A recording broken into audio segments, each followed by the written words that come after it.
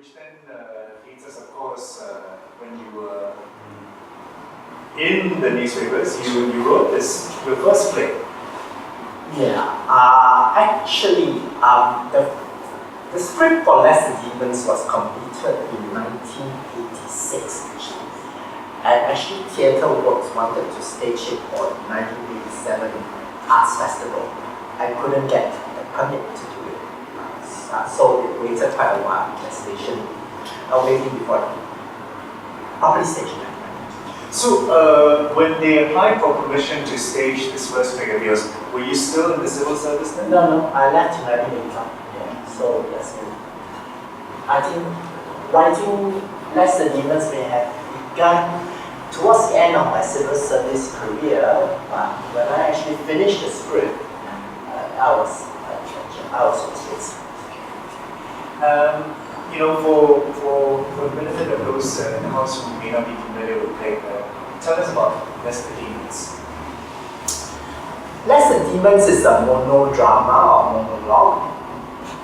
It tells the story of a transsexual transvestite. Let's just call it a trans person called Casey,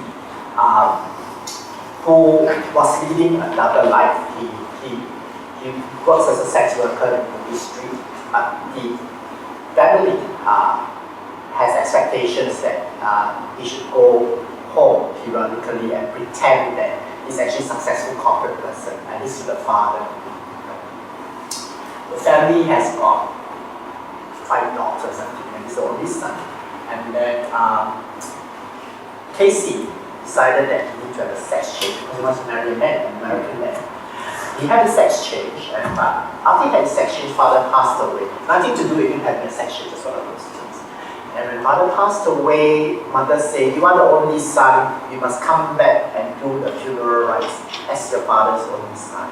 And that became a dilemma for him or her, who say that, I really want to be true to myself. I've gone through so much to get this change. I will not. If I go back to the funeral, I would go as a daughter, which I now have because I changed my sex. Basically, that's it. You did the first reading, right? You did. Yeah. You're the first case. Well, we have to tell everyone that actually the full title, we'll be calling it Less the Demons, but actually the full title is Less the Demons Get to Me. Alright? So,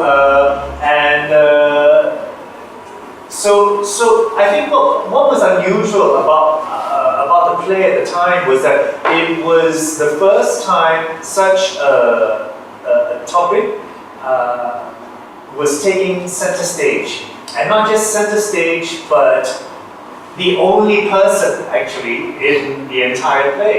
So everything hinges around KC. So we did a reading of it, and. But actually, before I go into that, tell the audience why is it called Less the Demons Get to Me? Casey was brought up in a family where there's this superstitious, I think for some Chinese family there's this superstitious that if you have a series of daughters and a son comes along, you're kind of cheating destiny, and you're not careful, the demons will come and take the kid away. So the way to avoid this is to dress up your son as a woman sometimes, so that you kind of like camouflage him, so that the demons will not recognize that this is a man. So that's what's called Less the Demons. Throughout his life, Casey was being warned, why I'm putting an earring on you and make you dress up as a girl sometimes, because we want to fool the demons, lest the demons get to you.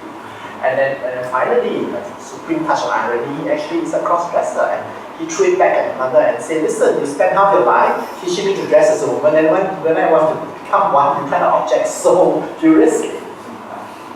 And it was at the time that we did the reading, the first ever public reading. Had they already attempted to stage it? They did, right? They did, but but it was rejected. Yeah. And then somehow they were allowed to get a public reading the second time around. I think 87 not allowed, 92 was a new era in Singapore politics, go chopped off. The kinder and gentler Singapore was upon us.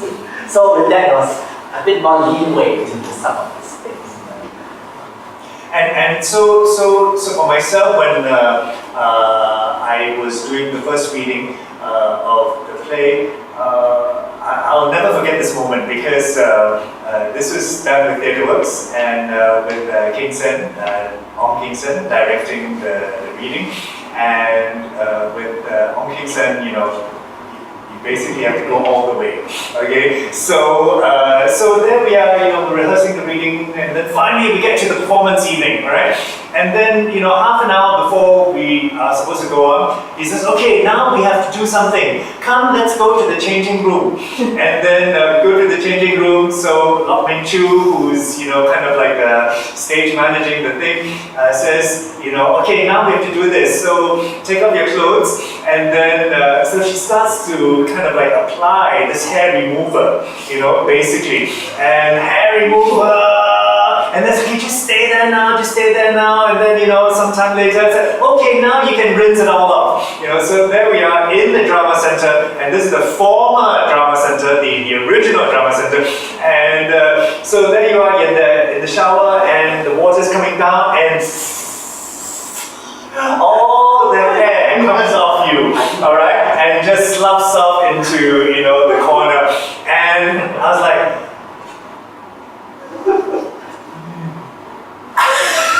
I was in a state of shock because You didn't resist. I've never seen myself without any hair, So that was a real, kind of like a stunning moment.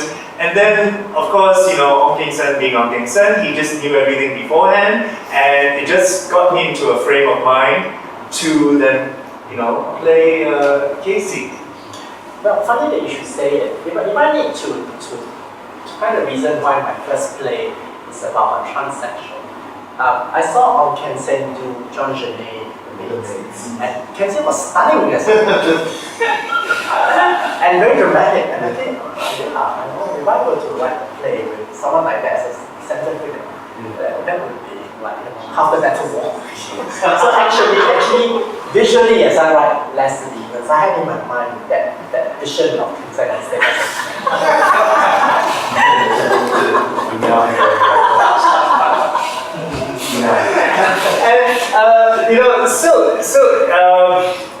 by the way, we are actually going to be doing excerpts from Let the Demons Get to Me on the 25th of April at the Esplanade. So if you are free, please do come by. So the play opens with this song.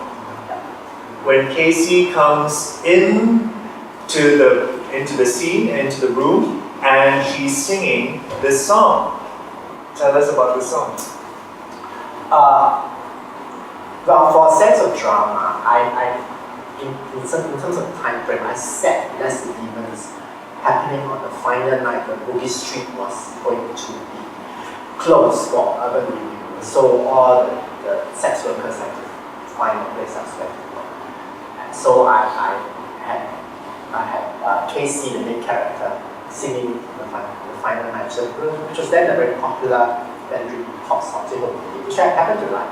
It's slushy, sentimental song, but I think that's really part of me. I like slushy, sentimental. So if you were in the house earlier, before Russell came on, and you were listening to some of the tracks, so that is in the mind of Russell.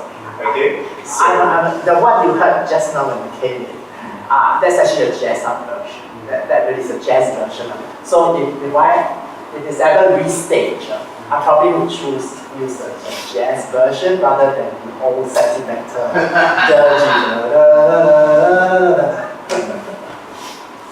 And so, Boogie Street, why did you choose to frame it around that? Well, in a way, the story of Casey is a real story. I know somebody who was in that sort of dilemma, a transsexual, when a sex change, father died, and mother demanded that, okay, you come back dressed as a man. So when I found that a very not just interesting story, very touching, moving story of someone grappling with what was a very difficult ethical dilemma. So, and I think therefore, while that tells the story of a transsexual, basically, if I had philosophical issues that I was working on, it was to talk about the price you sometimes have to pay for wanting to be true to yourself is never easy.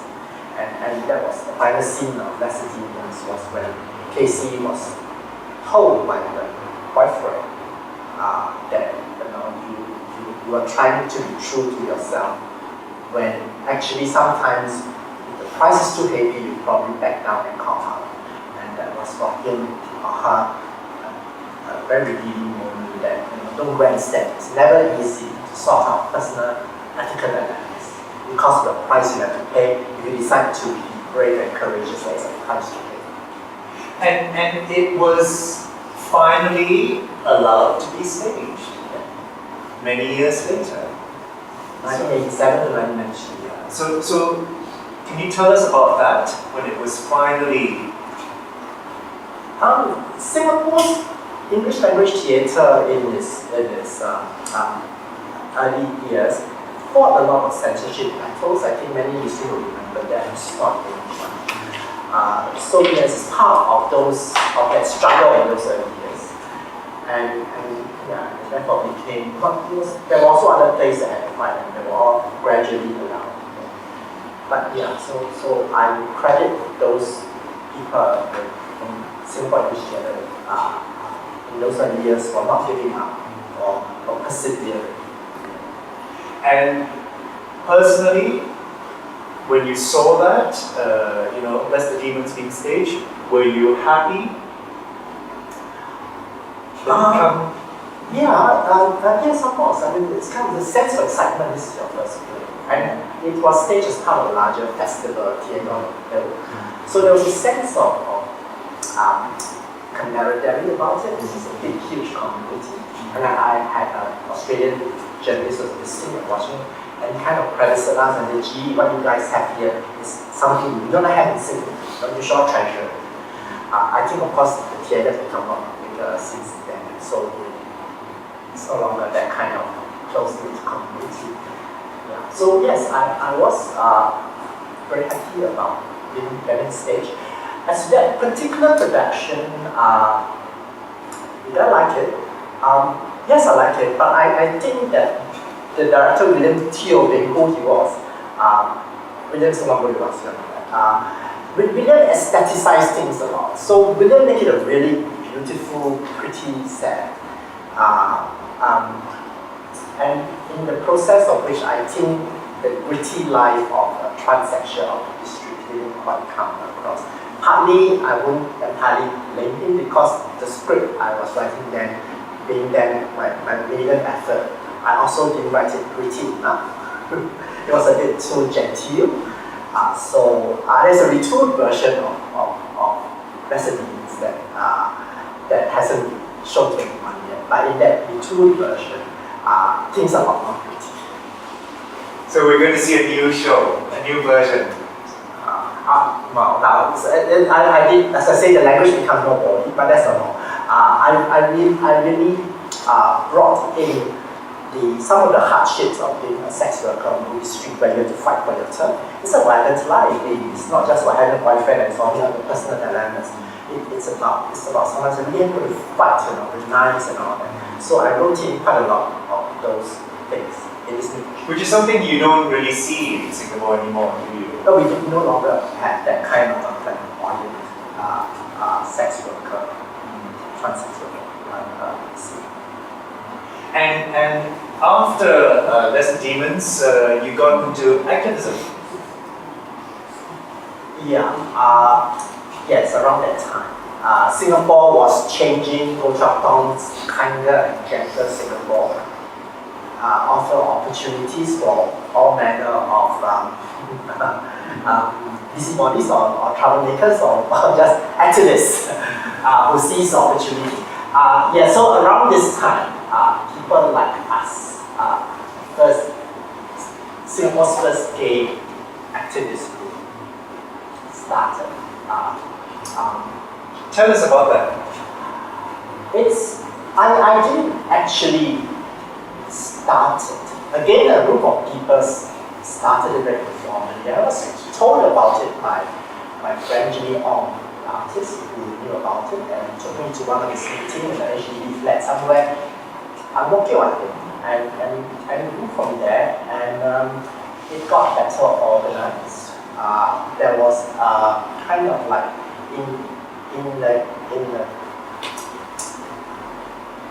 a movement like this. You sometimes see an event to rally people around, and luckily we actually had an event where the police raided this school called Rascals, and that got people really angry, and so people like us became better organized. When was that? I can't remember. Alex will help me to people like us to remember. Can you remember Alex? Was it 93? Not 94. Okay, 1993, around May, I think. Yeah, that's right. So was that the Singapore version of Stonewall? I suppose someone would want to call it that, yeah. And now what happened after that was that before that we were all meeting in private homes and all that. Very frightened in those years that a meeting even indoor can be classified as an illegal assembly. You should be no more than 5, and we were all very cagey about it. But that event really make us feel that let's show caution to it. So we look around for a place that will accept us, and thankfully substation under Koh Boon Pin. And at that time, Koh Boon Pin was I think on the board. I think both of them sort of confident enough to say, use the space. No questions asked. So we started to have regular monthly meetings at the substation. And once you have a regular place to meet at a regular time every month, it picks up the following. So P.L.U's meeting grew. Some of our monthly sessions were 80 people came. And then after a while we got better organized. We had Halloween party. Some years going to say our stereotype is that 8 people must have Halloween party and dress up. Well, it was like that. So this was the Halloween. Not very ghoulish. In a way, you can say this is like our first Mardi Gras. Indeed. Yeah. So early days of gay advocacy in yeah. I suppose as a whole, Singapore's gay community was awakening. The gay plays were being written, and all this forged a sense of community. And in retrospect, I really am very happy that I was part of that. Yeah. And I always remember it a lot of points. And this led to your next play. Half century. By the way, I don't know how many people remember Project I. A paper that lasted a few months. I don't even go into